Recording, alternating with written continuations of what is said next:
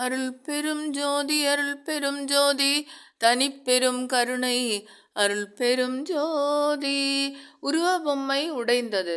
பன்ருட்டியில் இருந்து குயவன் அப்புலு பத்தார் வள்ளலாரிடம் அன்பு கொண்டு அவரது திருவுருவத்தை மண்ணால் அமைத்து உரிய வண்ணங்களை தீட்டி வள்ளலார் திருமுன்பு கொண்டு வந்து காட்டினார். வள்ளலார் அதை எடுத்துக்கொண்டு தர்மசாலைக்கு வெளியே வந்து பொன்னான மேனி மண்ணாயிற்று என்று கூறி இரு கைகளையும் விட்டனர். அது விழுந்து தூளாகியது. பிறகு அவர் வேறு ஒரு உருவம் அமைத்தார். அவ்வுருவத்திலிருந்துதான் புகைப்படம் எடுத்து இப்பொழுது வழங்கி வருகின்றது.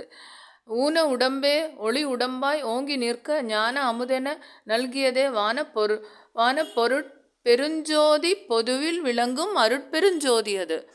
தற்பொழுது அப்புலு பக்தர் வாரிசுகள் வள்ளலாரின் ஆசீர்வாதத்தால் பலவிதமான சிற்பங்கள் அமைத்து வெளிநாடுகளுக்கு